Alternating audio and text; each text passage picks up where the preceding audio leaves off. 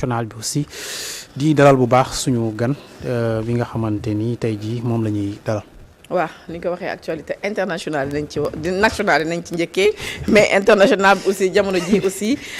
mi ngi def polémique ci plateforme yëpp. alors ñu commencé ko par le procureur Madiaye Ndiaye qui est prise de silence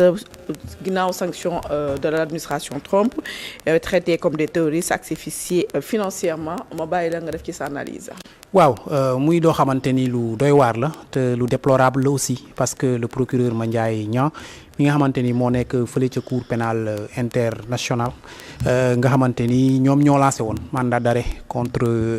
le premier ministre israélien bi nga xamante ni dañ ko accusé de crime de guerre et de génocide fële ca Gaza depuis boobu ba léegi dañ doon subir ay menaces de la part des États-Unis surtout du président américain Donald Trump mi nga xamante ni defoon na leen ci liste des personnes terroristes wala organisation terroriste yoo xamante ni ñoo nekk ci àdduna bi loolu nag dafa am ay répercussions ci li nga xamante ni tey jii moom mooy seen dund ñoom juge yooyu nekk ci cour pénale internationale nga xam ni doxal droit international moom moo leen tax a jóg droit international bi nga xamante ni Israël dafa dëkk ci di ko violer moom ak les États-Unis ñu mel ni ñoom cour pénale internationale du ñoom la fi nekkal seulement les pays faibles comme niñ koy waxee nga xamante ni dëkk Afrique yi seen dirigeants yi d'habitude la ñuy traduire foofu depuis boobu ba léegi nag transaction financière yi nga xamante ni daf ko doon def yëpp dañ koo coupé daanaka parce que adduna bi ni mu tëddee tey jii bu la États-Unis defee ci liste boobu ba pare jël say transaction financières yëpp coupé ko ak l'Amérique daanaka say carte bancaire mënoo koo utiliser parce que boo nee carte bancaire American Express ñoo fi nekk. Mastercard ak li nga xamante ni mooy Visa ñett yooyu bu génnee ci ay carte bancaire daanaka amul benn carte bancaire boo xam ni tey jii mën nga koo utiliser boole ci transaction yi nga xamante ni daf ko waroon a def bu nekkee à l'extérieur war a aider ñi nga xamante ni tey jii sa famille fii au Sénégal plateforme yi nga xamante ne foofu la koy war a defee yëpp c'est lié aux États-Unis wala ay organisations yoo xam ne dañu rattaché ak les États-Unis ba tax na mënut ci def dara loolu mooy vraiment dañ ko asphyxier financièrement moom ak naataango yi nga xamante ni ñoom la nekk ndawal foofu ca cour pénale internationale muy situation bu metti boo xamante ni mi ngi koy dund ba répercuté wu na ba ci ki nga xamante ni mooy soxnaam nga xamante ni mi ngi liggéey fële ca Banque mondiale moom itam loolu dafa agsi ci moom transaction bépp bu mu def dañ koy mettre à la loupe ba bu fekkee am na lien ak moom mi nga xamante ni moom moo subir sanction yooyu de la part des États-Unis ñu daal di koy dagg. mais c'était prévisible parce que Donald Trump il avait annoncé la couleur. ñu fàttali jamono jooju sax le juge Ndiaye amoon na le soutien des autorités sénégalaises notamment le premier ministre defoon na ci poste et tout. mais Donald Trump dans ses agissements il avait annoncé. c'est l'Amérique malheureusement et c'est l'administration américaine et malheureusement ils sont très puissants bu ñu la xasee ba dugal ci seen liste yooyu. après yeneen organisation yi nga xamante ni même bu ñu nekkul États-Unis dañuy lëkkaloo ak li nga xamante ni mooy administration américaine bi dañ lay daal di traiter comme ni nga xamante ni États-Unis noonu la bëgg ñu traiter la te loolu moom moo ko dal fu mu toll nii et il a besoin vraiment du soutien de non seulement des autorités sénégalaises mais de toutes les autorités africaines et ñëpp ñi nga xamante ni droit international en tout cas daf leen soxal ak wéyal bu ñu war a wéyalee cour pénale internationale boobu daf leen soxal donc ils ont le devoir de soutenir ces procureurs et ces juges-là qui sont dans cette cour pénale internationale parce que du benn nit rek mooy décider ni ñii dañ leen war a dugal ci benn liste boo xamante ni fa la ñuy dugal les pays terroristes wala les organisations terroristes ñu leen di traiter comme ay terroristes alors que ay juges lañ yoo xamante ni doxal droit international rek moom moo leen tax a jóg. D'accord alors ñu dem à l'international bi sax on va attendre pour avoir plus d'éclaircissement ci convocation wu Doudou Wade normalement xam naa instant war na nekk ci locaux yi mais bon au cours de l'émission on a plus en plus d'informations dinañ ci gën a développer ñu wax surtout juste à l'international l'affaire Jeffrey Epstein nga xamante ne mënoo ñoo wax ne le ministère américain de la justice ajuma la génn publier déclassifier li nga xam ne plus de 3 millions de documents liés dans cette affaire nga xamante ne mat na léegi plus de 5 ans ñu ko doon wax ñu bari naan empire pédocriminel sexuel mais lu ci gën a jaaxal nit ñi mooy tur ñi ciy tudd ay nit ñoo xamante ne ay nit yu haut placés et des princes ñi nekk des présidents de la République yi nekk des sultans alors ma bàyyi la nga defaat surtout la chronologie de cette affaire ñu bari comprendre de quoi ça retourne. waaw pour comprendre foog nga xam kan mooy Jeffrey Epstein benn américain la bu bëri woon xaalis milliardaire la boo xamante ni mi ngi décédé le 10 août 2019 ci kaso bi nga xamante ni foofu lañ ko dencoon te rapport bi nga xamante ni moom la ñu mujjee publier autorité américaine publier ko dafa établir ni dafa xaru ci biir li nga xamante ni moom mooy kaso bi. am na ñu bëri ay experts yoo xamante ni contesté nañ li nga xamante ni mooy rapport boobu waaye officiellement li génn mooy moom dafa xaru. Jeffrey Epstein nag dafa yoroon bi ngay wax ko yaa ngi koy wax léegi benn empire boo xamante ni daf ci doon jëflante ak ay borom barke yu bëri ñii ay chef d'état la ñii ay ancien chef d'état ñii ay milliardaires ñoo xamante ni seen tour siiw na ci àdduna bi ak ñoo xamante ni ay maanaam ay borom influence lañ ci àdduna bi mu doon empire boo xamante ni empire pédocriminalité ak criminalité sexuelle lañ ko mën a tuddee mu ko doon def diggante port nu mu tuddati Amérique foofu ak benn résidence bu mu amoon ca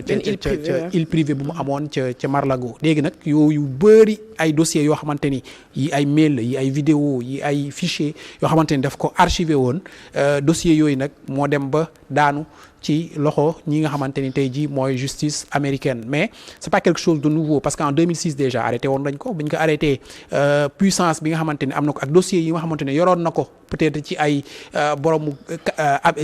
barke yu bëri yu nekkoon ci administration américaine moo taxoon ñu libéré waat ko mu génnaat mais grâce à une journaliste américaine boo xamante ni moom moo doon topp li nga xamante ni moom la doon def comme crime topp tamit victime yi nga xamante ni xale yi jigéen yi nga xamante ni ñoom lañ doon yóbbu ci île yooyu di leen yàqataan mu def ci benn dossier boo xamante ni am na ay milliers de pages yoo xamante ni révélé woon na ko ci la affaire bi jógaat nag ba ñu arrêté waat ki nga xamante ni mooy Jeffrey Epstein mais mu defee quelques mois ci kaso bi lañ dégg ni xaru na donc mu doon ab dee boo xamante ni dee bu suspect la parce que tey jii barki démb bii nga xamante ni la justice américaine dévoilé na des millions de fichiers à travers un site boo xamante ni ku nekk mën na ko consulter pour xam kan ak kan moo nekk ci biir ak lan la kan doon def ak Jeffrey Epstein ñu bëri dañoo jàpp seen gémmiñ parce que tuur yi nga xamante ni génn nañ ci tuur yi sax fii ba Afrique aussi rogalaat na fii ba Sénégal quand même parce que ki nga xamante ni mooy doomu ancien président bi Ablaye Wade muy Karim Wade turam génn na ci 518 fois ci fichier yooyu nga xamante ni maa ngi ci doon wax en novembre dernier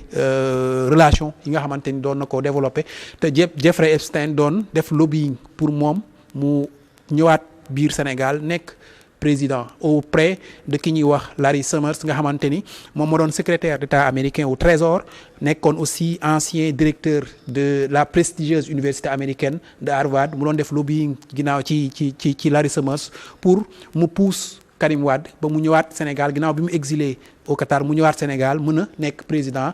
ci biir mail yi ñu ngi ciy wax ba tuddaale ci pétrole ak gaz bi nga xamante ni Sénégal feeñ na Sénégal boobu en 2016 la woon li may wax nii donc ngay xam ni lii nga xamante ni mooy lobbying bi teg suñu chef d'État yi léeg-léeg ci suñu bopp réew yi fu sori lañ koy décider à travers ay canevas yoo xamante ni ay nit yu puissant yu am doole ñoo koy def ci ay médias ci biir mail yi toujours da nga ciy gis ni am na ci benn lobbying boo xamante ni bu intense ñi ngi ko doon def auprès de la presse américaine pour ñu publier article boobu Karim mi ngi ci biir kaso bi pour ñu publier article pour def pression ci nguuru Macky Sall pour ñu libérer Karim article bi mi ngi paraître je pense en mars wala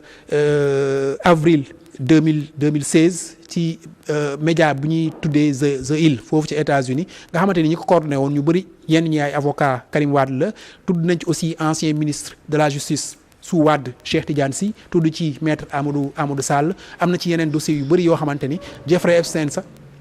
mi ngi affirmé ni moom moo fay kenn xamul nag lan la fay parce que jóg laaj na ko di wax nañ ma ne yow yaa fay mais kenn xamul lañ la fay mais après gis nañ maître Seydou Diagne di def benn ci benn document muy admettre ni